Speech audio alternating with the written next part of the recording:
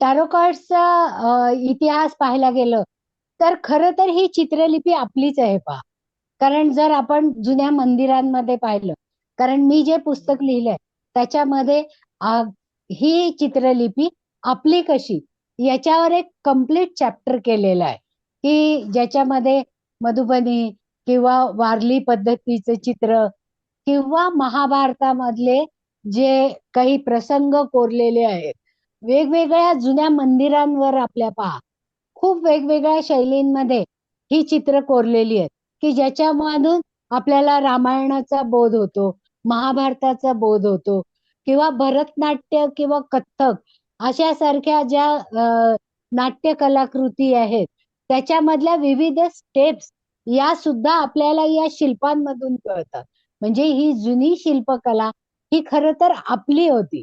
आपल्याकडे या शिल्पांचा सगळ्यात जास्त चांगल्या पद्धतीने अभ्यास केला होता आणि सुसंगतपणे, म्हणजे एका चित्रातून.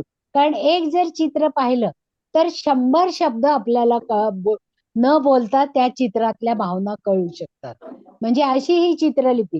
कारण जेव्हा शिल्पांवर हे चित्र कोरलेली असतात, खरं तर ते निर्जीव दगड असतात, पण तरी सुद्धा आपल्याला त्या दगडांच्या मध्ये असणाऱ्या भावभावना, त्यांच्या मुद्रा, म्हणजे ते आनंदी आहेत का, त्यांचे वेश कसा आहे, त्यांचा उभा राहण्याची पद्धत कशी आहे, या सगळ्यांवरनं आपल्याला त्यांना काय म्हणायचंय हे पटकन कळू शकतं. म्हणजे ही जी चित्रलिपी आहे ती ऍक्च्युअली आपल्याकडची आहे.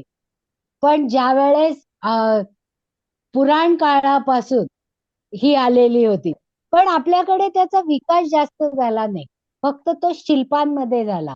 पण ज्यावेळेस परकीयांची आक्रमणं झाली त्याच्यानंतर हे आपल्याकडचीच कला त्या परदेशांमध्ये जाऊन त्यांनी विकसित केली.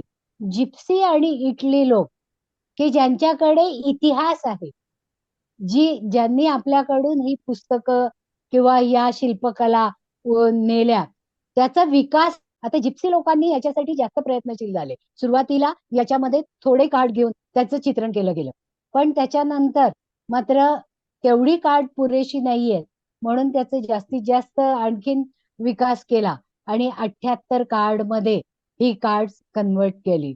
आणि म्हणून त्या कार्ड मध्ये जिप्सी लोकांचा वेश आहे पहा. कारण इटली, फ्रान्स, जर्मनी इथे त्या कार्डचा विकास तर त्यांनी केलाच केला, पण सगळ्यात जास्त विकास जिप्सी लोकांनी तो साठवला आणि अख्ख्या जगापर्यंत पोहोचवला.